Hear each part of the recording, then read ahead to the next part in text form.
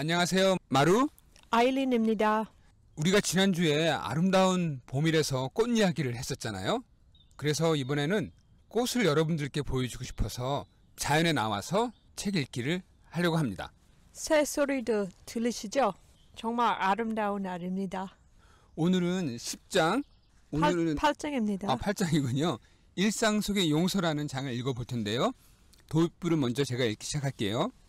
모든 사람이 살인자를 용서하는 상황에 직면하는 것은 아니지만 매일, 아니 하루에 10번은 배우자나 자녀, 친구나 동료를 용서해야 하는 상황에 직면한다. 큰일을 겪을 때보다 일상 속에서 용서하는 것이 더 쉬울 수는 있겠지만 그렇다고 덜 중요한 것은 아니다. 윌리엄 블레이크는 동나무라는 시에서 사소한 원한이 얼마나 치명적인 열매를 맺을 수 있는지 잘 보여준다. 그 시를 한번 읽어보겠습니다. 친구에게 화가 나서 화를 냈더니 화가 사라졌다. 적에게 화가 나서 속으로 삼켰더니 점점 자라났다. 밤낮 눈물을, 두려움의 눈물을 주고 부드러운 거짓 미수와 속임수를 비춰주었다. 분노는 밤낮으로 자라나 붉은 사과 한 알을 맺었다. 빛나는 사과를 본 나의 적은 그 사과가 나의 것임을 알아봤다.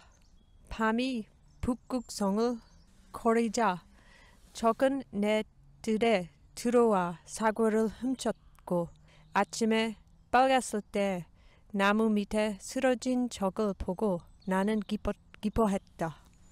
블레이크의 나무를 키운 씨앗은 일상의 사소한 유감이다. 너무 작아서 있는 줄도 모르고 지나치기 일쑤지만 일부러 돌보지 않아도 시간이 지나면 싹을 틔운다. 그러므로 아주 사소한 유감이라도 마음에 뿌리를 내리고 자라기 전에 바로 걷어내야 한다. 참 정말로 저도 자주 밤에 이런 분노의 씨앗에 물을 많이 준 적이 있었죠. 그러고 나면 피곤하더라고요. 그렇죠. 그 삶의 기쁨 다 없어지는 것 같아요. 하지만 우리 부부 사이에도 마찬가지였어요. 그런 말이었죠. 그거였군요. 하지만 우리가 서로 화해하고 서로를 용서했을 때 분노의 씨앗은 없어져 버렸어요. 맞아요. 그러면 이 장에서 저자가 몇 분의 이야기를 하는데 오늘은 클레어 스토보의 이야기를 읽어봤으면 좋겠어요. 사실 우리는 이분을 알고 있죠? 네, 그렇죠. 잘 아는 분이죠. 아주 따뜻한 참회입니다. 네, 저희 공동체 식구이기도 한데요. 그분도 토자기 만드는 일 엄청 잘하시잖아요. 그렇죠. 한국 도자기를 되게 좋아하세요. 다시 볼 일이 없는 상대를 용서하는 것도 힘들지만 평소에 사랑하고 신뢰하는 사람을 용서하는 것이 더 힘들다. 가족과 친구, 그리고 가까이서 함께 일하는 사람들은 우리의 강점뿐 아니라 약점과 실수, 변덕스러움을 아주 잘 안다. 그런 사람에게 상처를 받으면 쉽게 무너지기 마련이다. 지금은 우리 교회의 일원이 된 전직 사업가 클레어 스토보도 그런 경험을 했다. 동업하던 광고회사를 그만두고 다른 주로 옮기면서 10년 동안 함께 일한 동료와 관계를 정리해야 했습니다. 그런데 동료 부부와 15년간 아주 가깝게 지낸 데다 같은 교회를 다니는 탓에 여러 가지로 복잡했습니다. 시간이 흐르면서 차츰 사이가 벌어져 더는 함께 일할 수 없다고 느끼던 차였죠. 자산을 어떻게 나눠야 공평한지 자문해주는 사람이 아무도 없었습니다. 겉보기에 공평해 보이는 수준이 아니라 양심에 아무 거리낌이 없었으면 해서 상당히 관대한 배분안을 제시했습니다. 하지만 제 동료는 상황을 전혀 다른 각도에서 보고 있었습니다. 제가 사업을 그만두고 싶다고 말한 날부터 저와 말을 하지 않았습니다. 업무를 완전히 인계하기까지 그로부터 2달이 더 걸렸습니다. 결국 제가 회사를 떠나는 당일까지 합의서에 서명을 하지 못했습니다. 양쪽에서 변호사를 고용했지만 진흙탕 싸움밖에 되지 않았죠. 그래서 제가 제3자의 중재를 요청했습니다. 그러자 제 동업자는 그 중재자를 물리고 우리가 7년 함께 일한 회계사에게 자문을 구했습니다. 자신의 미래가 사업을 계속할 제 동업자에게 달려있다는 사실을 알아차린 회계사는 제가 회사를 떠나는 걸 몹시 어렵게 만들었습니다. 결과적으로 저는 1년치 회사 수입의 절반을 보상금으로 물어내야 했습니다. 제가 배당받은 수익은 고작 반년치 뿐인데 말입니다. 그뿐 아니라 동업자가 내야 할 세금 5만 달러도 제가 내줘야 했죠. 회계사와 동업자가 미리 짜고 일을 그렇게 처리한 사실을 알았을 때는 너무 화가 난 나머지 며칠 동안 잠을 못 잤습니다. 둘이 짜고 저를 박살낸 거였습니다. 살면서 힘든 일을 꽤 많이 겪었지만 아마 그때처럼 상처와 울분으로 뒤척이며 잠을 못 이룬 적은 없을 겁니다. 그 생각만 하면 분노가 머리끝까지 차올라서 온몸이 떨릴 정도였으니까요. 그런 제게 한 친구가 묻더군요. 뭘 그렇게 화를 내? 겨우 돈 문제 가지고. 울컥 화가 치밀었습니다. 네, 맞습니다. 겨우 돈 문제였죠. 사실 그때 꼭 그 돈이 필요했던 것도 아닙니다. 하지만 결코 적지 않은 돈이었고 제 돈을 그자들이 속여서 빼앗은 겁니다. 용서하기까지 여러 해가 걸렸습니다. 징검도를 하나씩 디디며 개울을 건너는 것과 같았습니다. 어느 날 밤 혼자 운전을 하며 가다가 첫 번째 걸음을 디뎠습니다. 용서에 관한 노래가 라디오에서 흘러나오는데 가수가 노래하기 전에 가사에 대해 몇 마디 하더군요.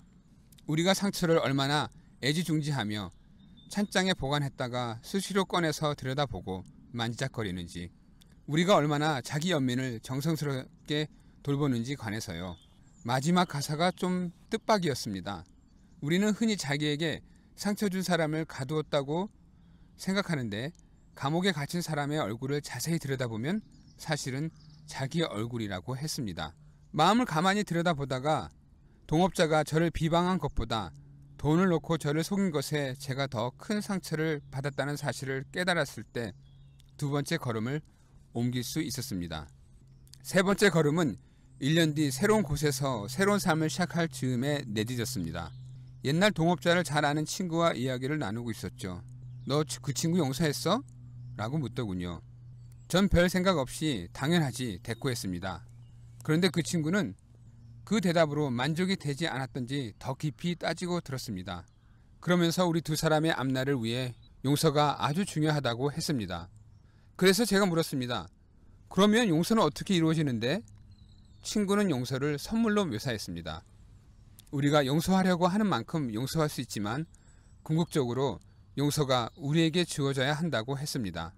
내키지는 않았지만 의지를 가지고 용서를 하기 시작했습니다. 마지막 걸음은 내면을 들여다보는 깊은 영적 성찰 가운데 내딛었습니다. 그동안 잘못한 일을 모두 바로잡고 하나님 앞에 백지 상태로 서려고 하는데 아무 진전이 없었습니다. 그런데 불현듯 앞을 가리던 무거운 커튼이 열리는 기분이 들었습니다. 잘못은 바로 저에게 있었습니다. 둘 다 잘못이 있다 라고 뭉뚱그려 말할 것이 아니라 제가 동업자와 주변 사람들에게 큰 잘못을 저질렀다고 솔직히 인정해야 했던 겁니다. 곧바로 책상 앞에 앉아서 동업했던 친구에게 편지를 쓰기 시작했습니다. 제가 그를 얼마나 미워했는지 고백하고 용서를 구했습니다.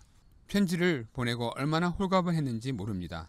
답장과 상관없이 저는 분노에서 해방되었습니다. 저는 이 부분이 많이 와닿아요.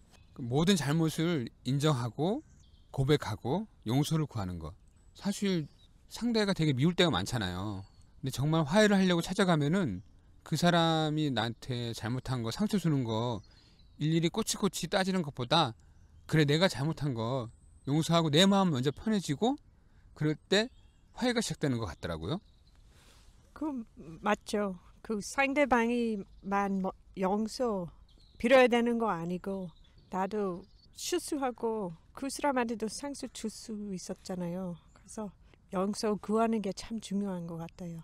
네, 제가 요즘 많이 안 그러지만 전에는 우리 사이에 어떤 다툼이 있으면은 그걸 붙잡고 인질로 삼아서 좀 힘들게 했잖아요.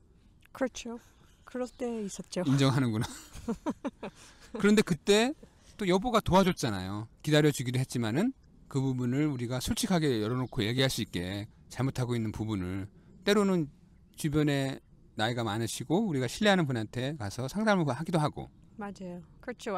길 앞으로 어떻게 가야 될지 모르고 가기 힘들면은 다른 사람한테 도움 요청하는 게 좋은 것 같아요. 근데 여기 지금 클레어가 친구한테 이렇게 나눴듯이 맞아요. 그렇게 요청하고 다른 사람에게 나눴을 때 우리가 갖고 있는 문제나 갈등이 되게 작아졌잖아요. 네. 또 다른 사람 눈으로 보면 인사이트 한국말로 뭐죠? 직관 예, 어떤 상황을 이제 잘 파악할 수 있게 되죠. 네 맞아요. 참 중요해요. 그래요. 그럼 우리 앞으로 싸우게 되면은 또 친구에게 찾아갑시다. 좋습니다. 여러분도 그렇게 해보세요. 좋은 봄날 되세요. 한국에도 봄이 오겠죠. 감사합니다.